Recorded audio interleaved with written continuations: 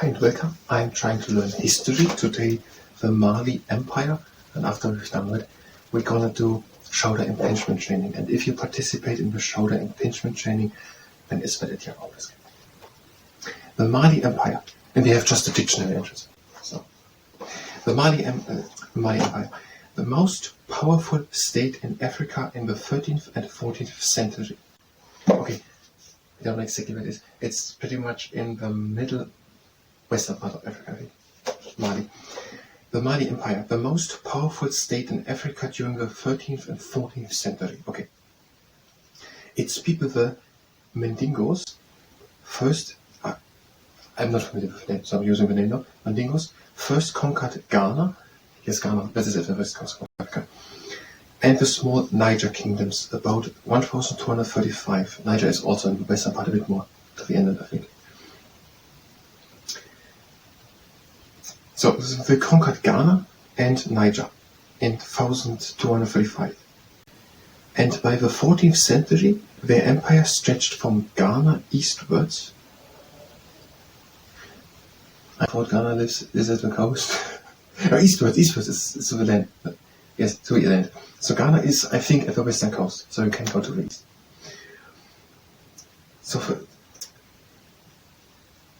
So their empire, the Mali Empire, stretched from Ghana eastwards for 1,600 kilometers to the middle Niger. Yes, so if I think right, pretty much in the middle of Africa, there's at the coast Ghana, and Mali is, I think, a bit more south, but it's also pretty much in the middle, and then Niger is more in the middle then. It's pretty much north, I think, so it's just 2,000 kilometers or so south of Morocco and Libya. Under their ruler Mansa Musa, the Mandingos controlled trade in the Sahara and the Sudan until the empire gradually declined and collapsed by 1588 under Moroccan Tuareg attacks. Okay, if I understand it correctly, so there's the Sahara in the northern part of Africa, and at the northeast there is Morocco, and the Moroccan Tuareg, they attacked them and won in 1588 over the Mali Empire. And the Sahara is in the middle, and Sudan is south of, it is east of Chad, I think. It is south of Egypt, I think. Sudan. It could be that there's another country. No, it is south of Libya. I think it's south of Libya. So south in the north coast, south of the Mediterranean Sea, with Italy in it. And then there is Egypt and Libya, and south of Libya there's Sudan. And south of Spain, but on the African continent, there's Morocco. And the Sahara is here in the middle between all that. And what was that? And then Ghana and Niger are a bit to the right now. Ghana, Niger, and there was the Mali Empire. And Mali is, I think, a bit more south. But okay. Okay, what are the informations? The Mali Empire was the most powerful state country in Africa in the 13th and 14th century. And in 2235, they had conquered Ghana and the Niger kingdoms. And during the 14th, or by the 14th century, they had stretched from Ghana eastwards for 1,600 kilometers to the middle Niger. Is it a river? Because I think I know that there is a river with the name Niger, but whatever.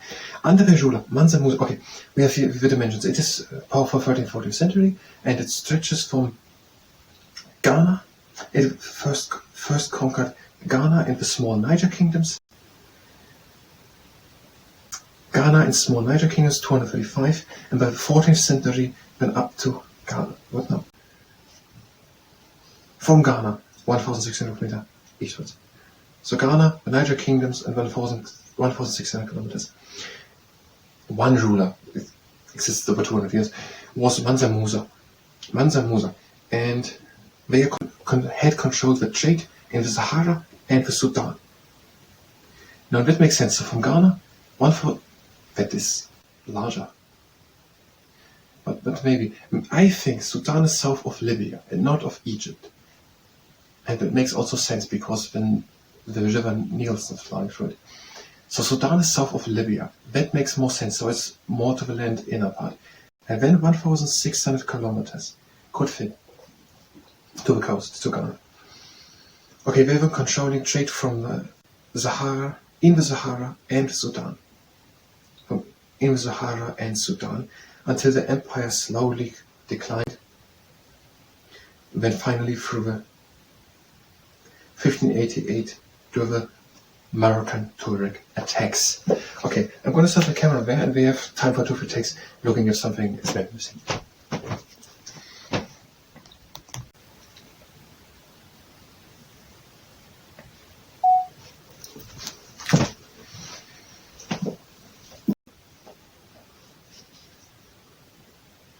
The Mali Empire. It was the most powerful state in the 13th and 14th century in Africa. And by 1235, the people, the Mandingos, called in this book here, had conquered Ghana and then also the smaller kingdoms of Niger. And now by 1400, they had conquered 1,000 kilometers land, 1,600 kilometers land inwards. And they were controlling now, their king was Mansa Musa, his name, they were controlling the trade in the Sahara and to Sudan. And the empire slowly declined then, and then finally in 1588 through the attacks of the Moroccan Tuaregs.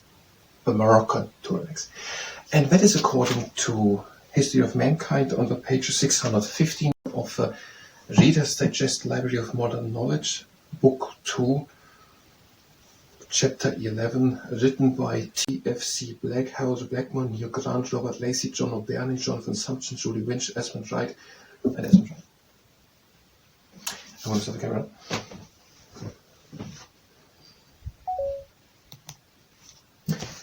And it was the history part. If you were here for history, for the Mali Empire, then you can go directly to the next part of history. Where we were in Bayview, finally, after the Battle of Blenheim, the last part, the search for Troy.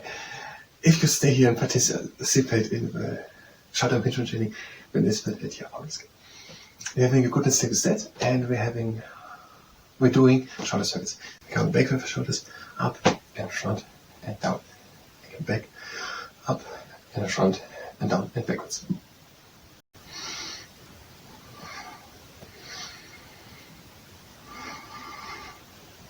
And now, long arms, strong fists. Go as far back with the shoulders as you can.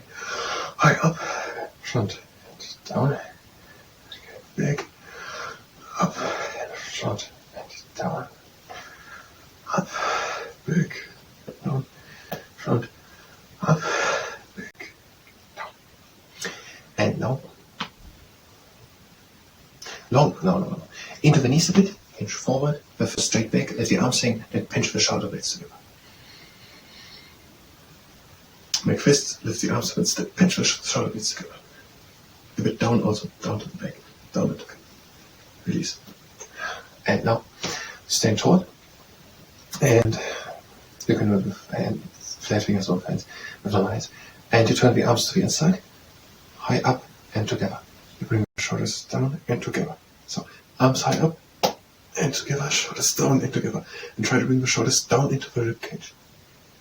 Together the shoulder blades, then down into the rib cage, arms high up.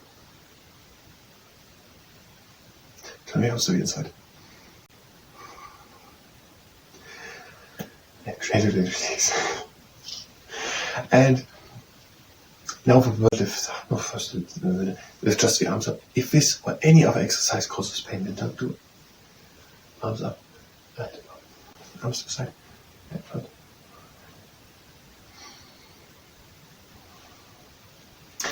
And now, long arms, strong fists, shoulders down and together, and turn the arms to the inside. So shoulders down into the rib cage and together, arms to the inside. Arms to the outside, shoulders down and together. To the inside again, shoulders down and together. And outside, shoulders down and together. And gradually release. Arms to the side, a bit in front, arms in front. Shoulders down and together and into the rib cage. Arms back, shoulders up and in front. Arms in front, shoulders down into the rib cage and together. Arms back, shoulders up and in front. And gradually lift your arms up, shrug the shoulders up, and release it all slowly down. Again, up with the arms. Hold this up and down.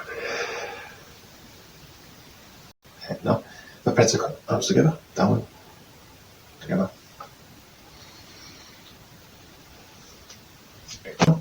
The sun diamond. You can use the circles of fingers. Have it with the long arm to the outside. Let it fall down and try to catch it again. And on the other side.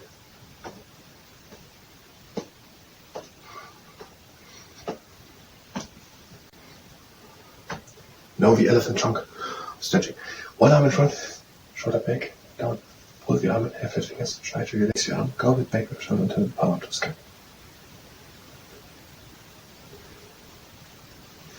Ja, arm in front.